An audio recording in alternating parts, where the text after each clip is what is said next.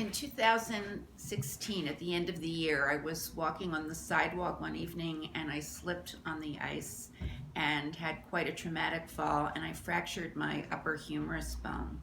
It was a significant fracture, and I was immediately concerned about my activity level moving forward. How much activity was the right amount and how much was too much?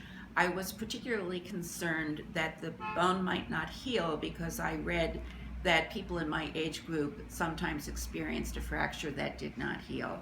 So I was fairly quickly in touch with my orthopedist, who was very patient-centered in his approach. And he basically kept advising me to listen to my body, but I wasn't really sure what that meant. I wanted something more specific.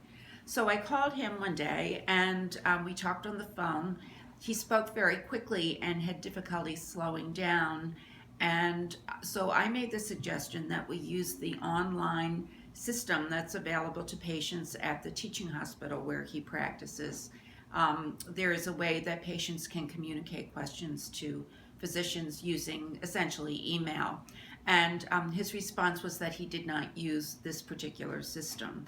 So we were sort of at an impasse in terms of communication. So at some point in the conversation, either my doctor or I can't remember which, suggested that we use my husband as an interpreter from me to my doctor to me. It did not work well.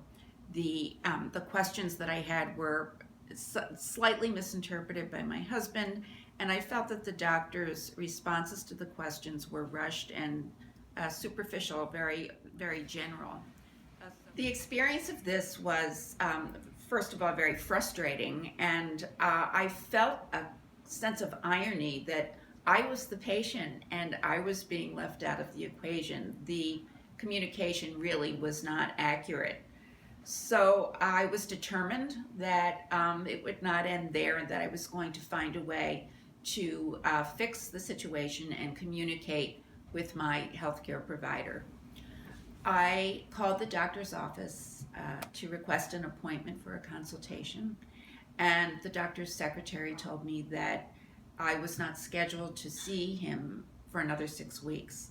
But I was pretty adamant and basically demanded that he see me sooner. So she got me in the following week, and I went in, and the first thing we talked about, my doctor and I, was hearing loss and how essential it was for me as his patient to be able to communicate directly and effectively with him. Fortunately, he was great. He was a quick study. Obviously, he could see that when I was there with him in the office face to face, I was understanding everything he was saying, and he also could see how important this was to me as his patient.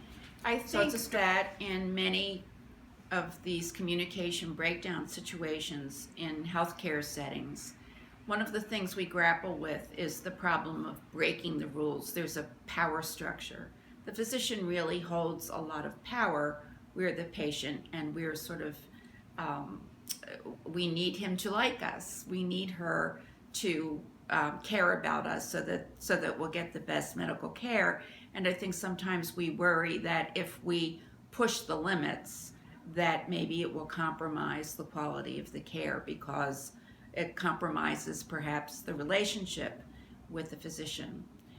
I think in my case, for this particular story, I was fortunate because my doctor was open to listen to me, but I needed to take those extra steps. I needed to not get upset and to really focus my energy